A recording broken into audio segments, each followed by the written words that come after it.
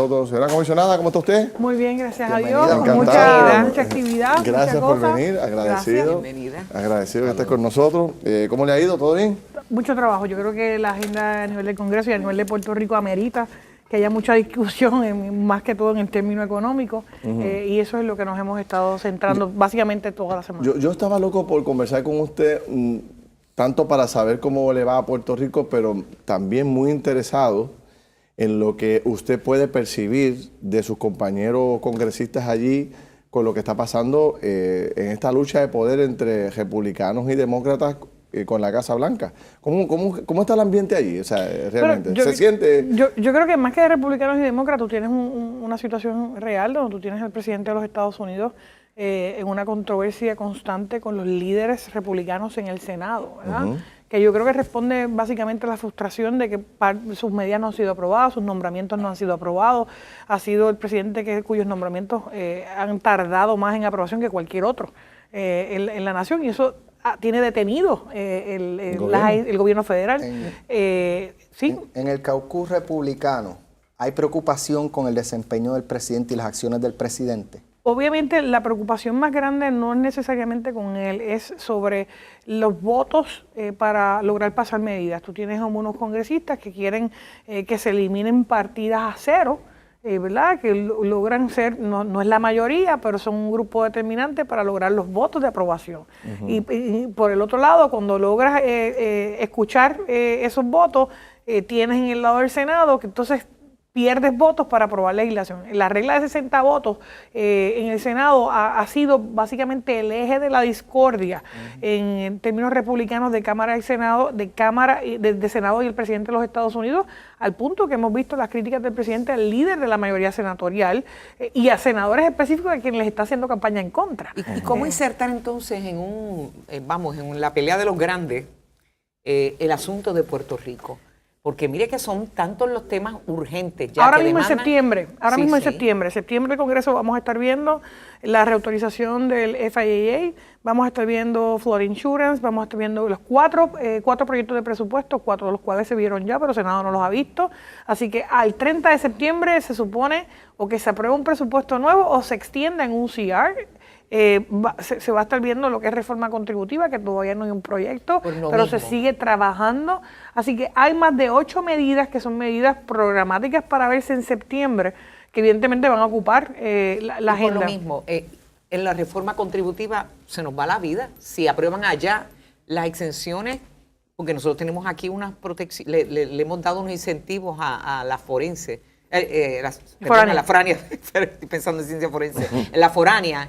Y entonces se irían cómodamente de nuevo, o sea, se nos podrían dejar. Y está también lo del Medicaid, está todo. La reautorización del S-CHIP, que es donde obviamente tenemos que centrar nuestros esfuerzos para conseguir el resto del dinero que nos falta, que cubriría de abril del año que viene a septiembre del año que viene. Ya he conseguido 296 millones que nos llevan hasta abril del año que viene. Si se aprueba el presupuesto como el presidente lo recomendó, nosotros tendríamos ya la partida completa de salud. Que eso a todos nos sorprendió, pero estaba incluido. Sí, o sea, de parte del Ejecutivo se incorporó. De parte del Ejecutivo. Ahora depende de que ahora en el análisis legislativo. Si se aprueba tal y como él lo recomendó, las partidas de salud, Puerto Rico estaría incluido. Ahora bien, ¿cómo nosotros nos insertamos en esa discusión? Eso es parte de los esfuerzos que firmamos un memorando de entendimiento con la coalición del sector privado el 2 de febrero y hemos estado cabildeando. Y hay tres segmentos aquí distintos. Uno es mantener los empleos que tenemos, no solamente en términos de las empresas foráneas, corporaciones foráneas que tenemos aquí, que el 33% de nuestro GDP, Producto Interno Bruto, es la manufactura farmacéutica, tenemos también los medical devices, y aquí no hay uniformidad, ¿verdad?, en lo que estas compañías están pidiendo. Y tienes también el otro elemento de las empresas domésticas. En la reforma contributiva federal se había hablado de un border adjustability, que sería un tax a todo lo que no se manufactura dentro de los Estados Unidos. Así que es importante que nosotros... foráneas. No, para efectos de algunas cosas sí y de otras no. Tenemos la sección 199 que aplica a empresas domésticas. Así que es importante que Puerto Rico esté incluido en la reforma contributiva como doméstico para efectos de que tú puedas hacer productos aquí. Yo creo que ya lo del Border Adjustability quedó a un lado, gracias a Dios, pero todavía quedan otros elementos que tienen que ser incluidos. Además de esas concepciones, nosotros estamos promulgando conjunto del sector privado. Uno, que Puerto Rico pueda ser catalogado como un Enterprise Zone, un Renewable Community y un Empowerment Zone. Estos 3 programas existen actualmente en el Código de Renta Interna Federal para distintos estados, pero no los puedes combinar. Si nosotros los combinamos y le añadimos obviamente unos diferenciales, porque estamos bajo la Junta de Promesa, que es parte de las iniciativas que estamos trabajando, Puerto Rico pudiera tener unos proyectos a 20 años, 15, 20 años, largo plazo, pues nadie va a invertir para 5 años. A esto tenemos que combinarlo con unas propuestas que sacamos esta semana junto a los concilios de Minority Suppliers, para que en el sector privado aquí le podamos suplir mercancía y productos a las multinacionales que tenemos aquí. El otro elemento es el de agricultura, que estuvimos trabajando esta semana. Nosotros tenemos que empezar a producir lo que nos comemos. Importamos el 80% de lo que nos comemos. Ese es otro renglón. Y el elemento importante de que es un área nueva para la economía, que es la exención de las restricciones del manejo de carga aérea. Y en eso, pues obviamente, eso se ve en 3 dimensiones: la administrativa, la legislativa y la de coordinar con agencias federales en lo que es tránsito de pasajeros. Y yo, volviendo a la pregunta de Yolanda, un poco retomando esto, cuando ustedes entran a la oficina, comparten con los congresistas, en las vistas, fuera, en el pasillo, ¿cuál es el tema en los Estados Unidos? ¿Cuál es la preocupación del americano hoy? ¿Dónde tiene la mente? ¿Dónde está? ¿Está todo el mundo en su distrito o hay una preocupación nacional? Yo creo que la preocupación nacional es el presupuesto nacional en términos de la deuda nacional, ¿verdad? Hay sí una conciencia común de bajar el gasto público a nivel nacional. Hay una eso es lo primero. Obviamente esta es mi impresión. Lo segundo, lo que tiene que ver cumplir con asuntos programáticos, como lo fueron, por ejemplo, proyectos de veteranos, que ya eso se aprobó. La parte del Medicare, la reforma de salud, que no se ha aprobado en el Senado todavía, que mantiene en frustración, ¿verdad?, a mucha parte de ese sector. Parte de la agenda es el wall, el muro. En la frontera, que en ese caso nosotros lo que estamos buscando en términos de Puerto Rico es que se incluya la frontera marítima de la parte sur, que somos nosotros, para efectos de la lucha contra las drogas que están viniendo de América Central. Pero y no que es para erigir una muralla, sino para protección. No hay manera de hacer una muralla aquí, pero los recursos para combatir el trasiego de drogas en la isla, que es lo que nos mantiene la ola criminal. Pero si yo lo estoy escuchando desde la época de Fortuño y no se lograba que dieran suficiente... Bueno, con el programa de Stone Garden es la cantidad millonaria mayor que se ha recibido en Puerto Rico para atacar esto.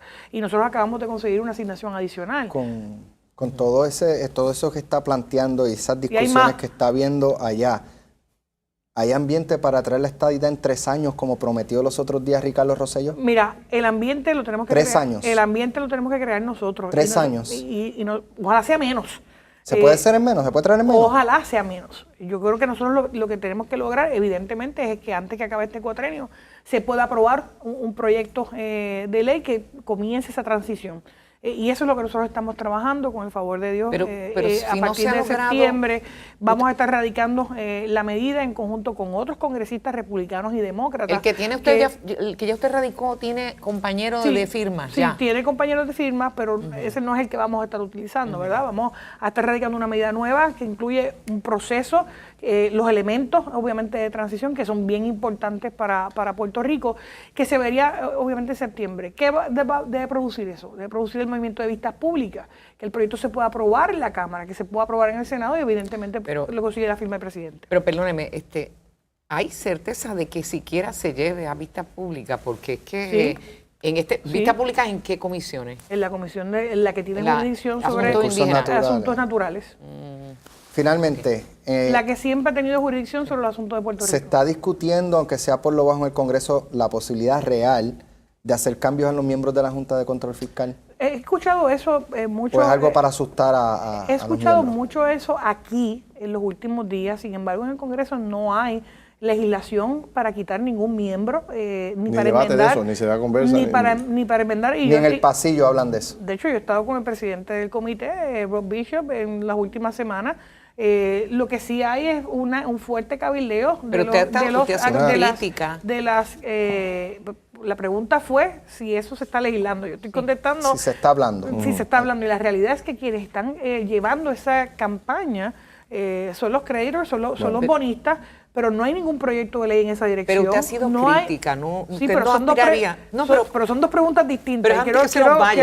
Quiero cumplir con la pregunta. Si no se está discutiendo. No se está discutiendo. Lo que sí se está discutiendo, o por lo menos yo he escuchado, es que hay inconformidad del presidente con el miembro que representa al presidente de los Estados Unidos en la Junta. ¿Cuál? Artur González. El que representa al presidente en el la juez de Junta. quiebra. Eso se ha escuchado por lo bajo, ¿verdad? De la misma manera que hay estos comentarios. Pero en términos congresionales, no hay proyectos ni hay discusión sobre... Y si la sobre consultan a sustituir. usted, porque usted ha sido crítica. Si me consultan a mí, no hay que consultarme, ya yo he ido ¿Qué ha dicho? adelante en ese sentido, y lo Que digo sacan, público. que lo saquen. No, yo no he ido que lo saquen, yo digo que esa Junta y que el Congreso tienen que, de la misma manera que se aprobó, coger el informe de diciembre, que hace unas recomendaciones Task de Force. enmienda para revitalizar la economía de Puerto Rico, y tienen que ponerlas en función. De nada vale que aquí se siga recortando gastos, que se siga pidiendo control y austeridad, si no se mueve la economía. De hecho, la persona que se encarga de eso Viene aquí. Y próximamente. tuve la así oportunidad que- de reunirme este martes para discutir las exenciones de No está carga con aérea, y me nosotros parece ahora. una persona muy responsable. Ella viene, la persona viene ahora Bueno, mismo. por acá. comisionada, Ya está vamos a aquí. ver, 10 segundos porque no me queda tiempo. El tema de la posible renuncia del presidente o de que se tomen medidas desde el propio legislativo para Residenciamiento. residenciamiento. Nunca Eso ha habido ninguna... no está nosotros presente. nosotros tenemos dos conferencias o 3 a la semana, nunca se ha discutido, No. y yo personalmente tengo un grupo que nos reunimos con el presidente de la Cámara semanalmente y tampoco se ha Y usted está discutido. Muy bien. satisfecha con el presidente. Aquí lo que estamos hablando es cuál es la discusión en ese sentido. Yo quisiera, obviamente, que se tomaran acciones ulteriores sobre el asunto de Puerto Rico. Yo me he reunido con asesores de Casa Blanca para trabajar muchos de estos asuntos. Bueno, pues seguimos conversando, comisionado. Cuando regrese, pues buscamos la forma de encontrarnos otra vez y conversar sobre Washington Gracias. y Puerto Rico. Éxito por allá. Bueno, cuando regresemos se incorpora el coordinador de infraestructura de Puerto Rico, ¿verdad? Samot. Señor De Samot, revitalización. la persona que tiene a cargo los proyectos más importantes de desarrollo económico. Vamos a hablar con él rápido, no se vaya nadie.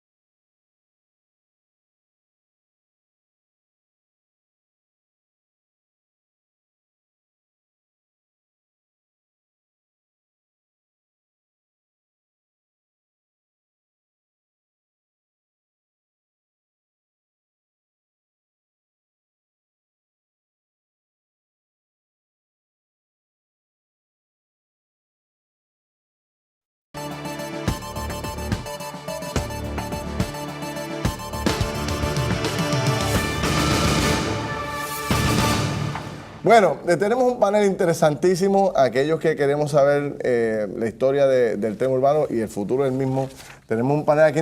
Preséntalo tú, que nos gustó Bueno, ahí, ¿no? tenemos al doctor Carlos Pesquera, quien inició la construcción del tren urbano. Buenas noches. Buenas noches. Al ingeniero Fernando Fagundo, que terminó la construcción y comenzó a operarlo. Buenas noches. Y el ingeniero Luis Abreu, que lo está corriendo hoy día. Están Tenemos todos, el cuadro todos completo. los players aquí completos. Vamos a empezar por el principio. Yo soy un amigo de Kiko Fagundo de toda la vida y también de... señor Ustedes han Abreu. trabajado Así- juntos, ¿verdad? Sí, Entonces, hemos compartido oficina en Cornell, compartimos oficina en Mayagüez. Ok, Así muy que bien. toda esta discusión va a estar basada del punto de vista que somos... Y ahora estamos emparentados porque la esposa de mi hijo es familia de También. Fagundo, así que hay que cogerlo Pero hoy déjame- despacito. Ustedes dos fueron secretarios de Obras Públicas en un momento determinado, ¿verdad? Usted dirige hoy el tren. ¿Cómo está el tren? ¿Se rumora que el tren está empezando a deteriorarse? Mantenimiento. El mantenimiento y que el futuro del tren está,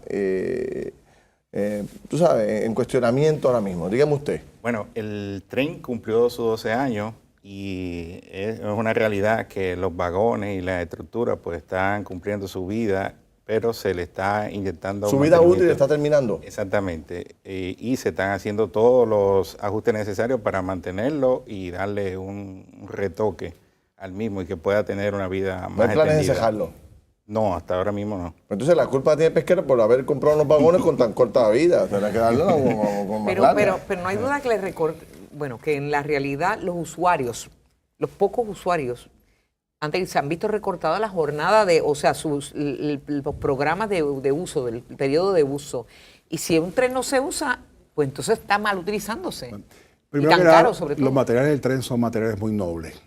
Si ustedes miran al sistema, está construido con unos materiales que se anticipó que fueran fuertes, duraderos, para que duraran muchos años.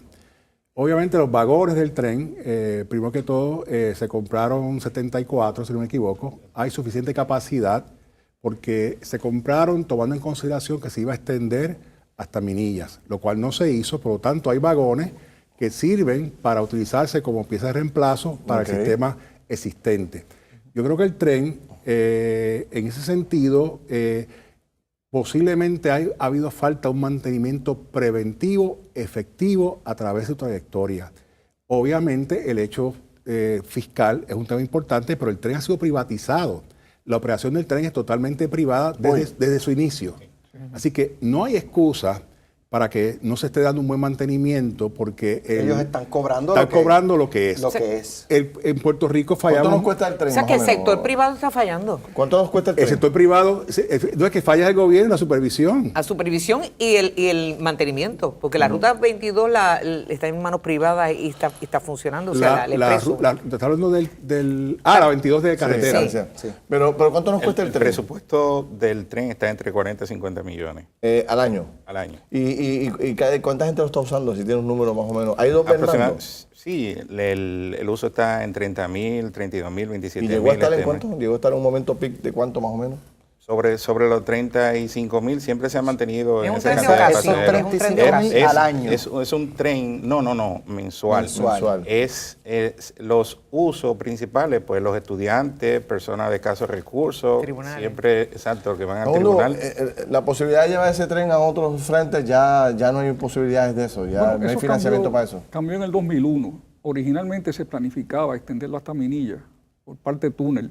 ¿Y Pacagua? Y Pacagua se habló hace el cuatrienio pasado. El problema es que el gobierno federal en el 2001 dijo no más dinero para trenes. ¿En Puerto Rico o en términos generales? En general, ¿Ah, sí? ni en los Estados Unidos ni en Puerto Rico. Se nos acabó el riel. Time out. Ajá. Kiko, en el 2001, Pepe Izquierdo, ustedes invitaron aquí, envió una carta al gobierno federal donde declinó continuar con el desarrollo del tren urbano.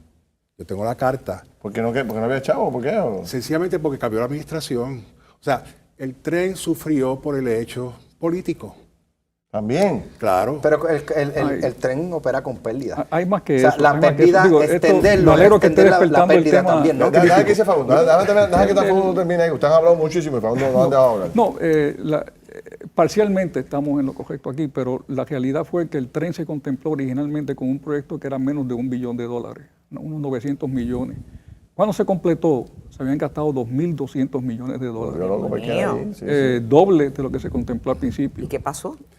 Vamos poquito a poco, Rapidito. despacito. Mira, el tren urbano que se concibió... Eso es un debate grandísimo. No, pero es que el problema es que la historia es bien sencilla. El tren urbano que se concibió originalmente por la Administración Popular, Hermenegildo Ortiz, no iba a Centro Médico, no iba a Río Piedras, casco urbano, no iba a la Universidad de Puerto Rico, no tenía parada en la Domenech. Por lo tanto, el tren urbano que se habla siempre de presupuesto, que los populares han hablado históricamente, era un tren que no tenía un uso práctico. Y antes importante, el tren urbano se canceló antes que se gastara los 2.000 y pico de millones de dólares. O sea, el tren urbano se canceló en el 2001 porque ya tenía lo que está buscando que haga en Puerto Rico, que tenga un permiso para construcción, se llama un record of decision, Ya está para el tren urbano en el 2001. Pero vayamos al futuro del tren. Cagua. ¿Qué pasó con Cagua? ¿Era viable o no? Que se gastaron Cagua 6 fue millones un de sueño de los amigos de Kiko que soñaron con un tren magnético. ¿Y qué Pero- pasó? Que eso es un sueño que gastaron 300 millones en él. El tren había que llevarlo primero a Minilla. 300 millones. 300 millones, búsquenlo. Había que llevarlo primero a Minilla y A después tramo al viejo corto. San Juan. El tren nunca va a estar completo hasta que no llegue a San Juan. ¿Y saben qué? Este es el momento para hacerlo. ¿Sabes por qué? Pero sí. ¿Por qué? Porque este que está aquí consiguió que se dieran créditos contributivos federales, pero créditos por la construcción que hicimos de autopistas, y tenemos 756 millones para ponerlo como pareo para fondos federales en el futuro. Quiere decir eso que si ahora conseguimos fondos federales del caso del presidente Trump, del famoso trillón, lo podemos parear sin poner un solo centavo Ok, estatal. pero no- ¿por qué se colgó Cagua, Facundo, a su juicio? Yo en cierto grado coincido con Pesquera, ¿verdad? Era un tren distinto a lo que se debe considerar. Igual que el primer tren, era un tren de levitación magnética, lo cual es imposible. en Pero este otro momento. tipo de tren hubiese sido viable. Pudiese no haber sido magnético. un tren más pequeño, liviano. Y, Ya no hay- y ya no hay expandir a para ese San tren. Juan. Y Bueno, es expandir que no hay a San Juan. dinero. Ese es el problema, que estas cosas que Carlos Pesquera está hablando aquí hay que pagarlas. O sea, yo Correcto, quiero pero también llegar al había viejo San fondos Juan, federales, yo quiero entonces llegar a había- Minilla, Y ahora los hay. yo quiero llegar a Cagua. Claro. O sea, Puerto Rico tiene que buscar formas de salir de la crisis económica.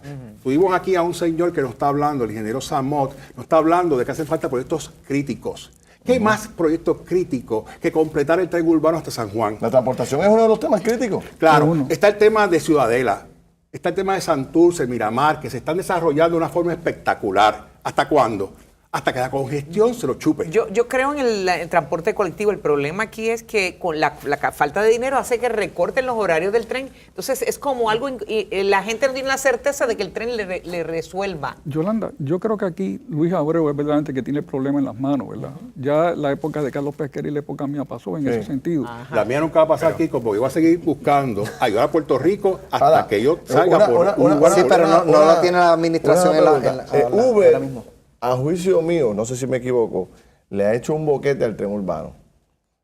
No sé, pero antes la gente iba a las estaciones del tren para llegar a los conciertos, por dar un ejemplo del Choliseo. Ahora Uber le ha resuelto un montón de problemas a la gente para llegar a este tipo de actividades.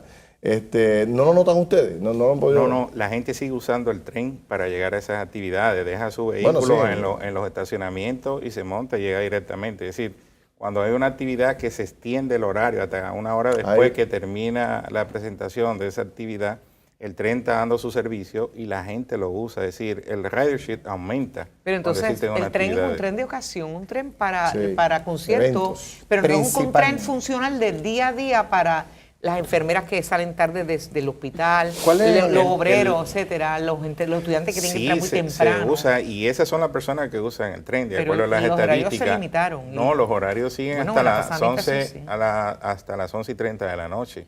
Y brinda un servicio excelente. Y el Ay. costo de un tren lo paga toda la isla. Usted- y no lo usa toda la Pagamos una isla. tarjeta de salud, la pagamos para toda la isla, pagamos un sistema de escuela, debemos pagar también un sistema de transportación. Hay pocos lugares en el mundo que tienen un sistema de trenes que es autosuficiente. Lo sabíamos de un principio. Tenemos que recordar que la economía de Puerto Rico, que pronosticábamos en los 90 que iba a subir de una forma impresionante, que teníamos 4 millones de personas, tantos millones para la zona de San Miguel de San Juan, colapsó. Usted que fue el que inició construcción, y con esto nos vamos, tenemos que poco tiempo ya. ¿Usted me puede explicar cuál es el razonamiento del el terminal de Las Lomas y de Garden Hill? ¿O por qué no pasó por Plaza? ¿Y por qué no pasa por Plaza? Bueno, un tren que pasaba por Plaza, no se habla de él desde los años 50 o 60. Nunca el tren urbano pasaba por Plaza. O sea, no fue que Fonalleda se opuso. Oye, yo te tengo que decir que él no hubiese querido el tren en Plaza. Son dos cosas distintas. ¿Hubo presión con No, eso? Nunca Porque hubo- tampoco pasaba por Río Piedra. Pero nunca, es que no hay forma de llegar a Río Piedra. La única forma de llegar a Plaza es coger el tren y haberlo traído por la número 2, por la carretera, ¿verdad? La número 2, sí. llevarlo hasta más o menos San Patricio, llevarlo hasta Plaza. Pero eso se descartó hace Pero muchos eso años estaba atrás. mejor que Las Lomas y Garden Hill.